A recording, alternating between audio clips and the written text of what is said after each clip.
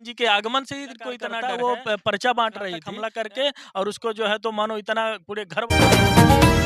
नमस्कार, आप देख रहे हैं वाडला एक्सप्रेस। मैं हूं दीपक बौद्ध। आपको बता दें, मध्य प्रदेश 2023 के चुनाव में बसपा सुप्रीमो बहन मायावती आज मध्य प्रदेश के रीवा में पहुंच रही हैं। आपको बता दें कि क्या कुछ रहेगा मध्य प्रदेश में।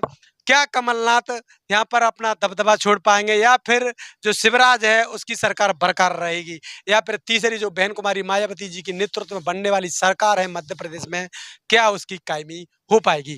तो बात करेंगे आज मध्य प्रदेश के रण की। क्या कुछ होने वाला है इस रण में, क्या रीवा में डंका बजेगा बसपा का, क्योंकि ये रण जो क्षेत्र है वो बसपा के लिए बहुत ही महफूज माना जाता है, क्योंकि यहाँ से पहले भी कई सांसद विधायक बन चुके हैं। तो हमारे साथ जुड़े हैं अमित कर्नल, जो कि जिलाध्यक्ष हैं, युवा तेज तर्रार हैं। उनसे आज बात कर लेते हैं 2023 के चुनाव में क्या कुछ एंट्री मारने वाली है बसपा। तो कर्नल जी, पहले आपका स्वागत है। धन्यवाद।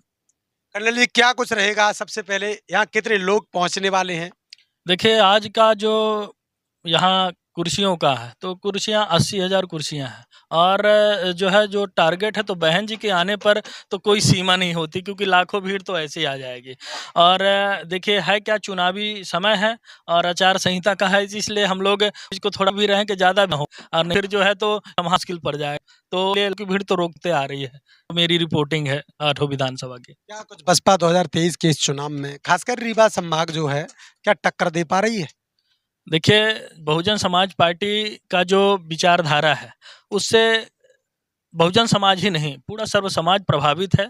और बहन जी के कार्यों से, यूपी का कार्यकाल देखकर सर्व समाज के लोग बहुजन समाज पार्टी से प्रभावित होकर कई लोग आज पार्टी भी ज्वाइन करने वाले हैं, और बड़े दिग्गज आज लीडर जो है बहन जी के आने से पहले जो है तो यहाँ मंच पर जो है तो ज्वाइन कर लेंगे।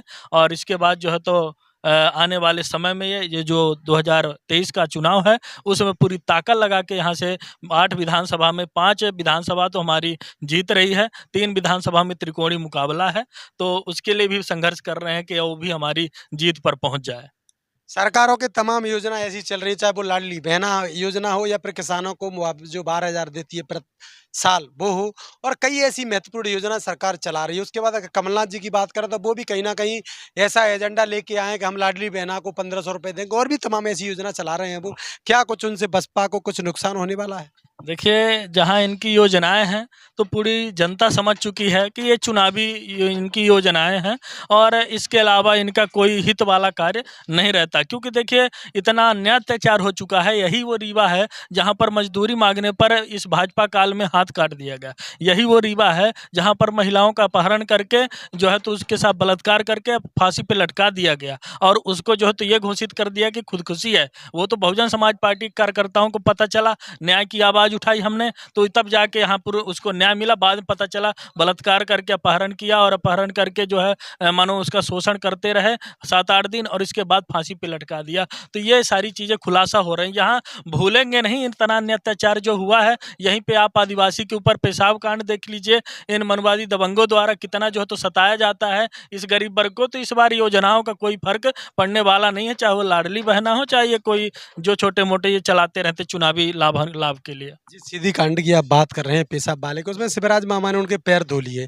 तो बता रहे हैं कि जो है क्षेत्र है उसका आदिवासियों को तो संतुष्ट है उससे। देखिए, वो सब जानते हैं कि पैर उन्होंने किस हालात पे धोए। पैर नहीं धोते तो उसी दिन उनकी सरकार गिरने के जो है तो नौबत हो गई होती। वो तो चुनावी स्टंट हैं, वो करेंगे अपनी तरफ से बचाने के लिए कि हम बहुत बड़ी हितैषी है। वो एक घटना नहीं है, उसके बाद भी जो है तो आदिवासी को गोली मार दिया गया सिंगरौली में। तब फिर कहाँ भाजपा सरकार थी? तब उनको नहीं समझ में आया कि हम एक तो पैर धो रहे हैं, एक को गोली मरवा रहे हैं। और यहाँ जो है तो मानो आप अभी ताज़ा घटना कल की मैं बता दूँ, यहाँ बहन जी के आगमन से ही इनको इतना डर है कि अपना जो कार्यकर्ता जो है तो सीमा सेन महिला कार्यकर्ता, वो पर्चा बांट रही थी बहन जी के आगमन का और प्रचार का सिमरिया विधानसभा में। तो सीमा सेन के ऊपर जो है तो प्राणघातक हमला करके, और उसको जो है तो मानो इतना पूरे घर वालों को मारा गया। और जब वो FIR करने गई, तो FIR करने के बाद आई तो उन जो गुंडे थे, मनवादी गुंडे थे, वो घर में घुस के धारदार हथियार से उनको मारे। हॉस्पिटल में आज भर्ती है। मैंने कल SP साहब से बात करके उनकी गिरफ्तारी करवाई। तो कहना चाहिए कि ये आतंक तो देखिए योजनाओं पर थमने वाला नहीं है, और ना ये समाज जो है तो इतना इस बार बेवकूफ़ बनने वाला इनकी योजनाओं के चक्कर में, चाहे वो भाजपा हो चाहे कांग्रेस हो। चलिए, तो बसपा क्या प्राप्त करने वाली है इस क्षेत्र में? देखिए, बसपा जो है तो इधर रीवा में तो खैर आएगी ही, लेकिन पूरे मध्य प्रदेश में जिस तरह अच्छी इस बार टिकट वितरण हुआ है और बड़ा अच्छा माहौल बना हुआ है, कार्यकर्ताओं में उत्साह है। और तो इस बार ये है कि कहीं न कहीं जो है तो बहुजन समाज पार्टी इस बार किंग मेकर का रोल निभा रही पूरे मध्य प्रदेश में।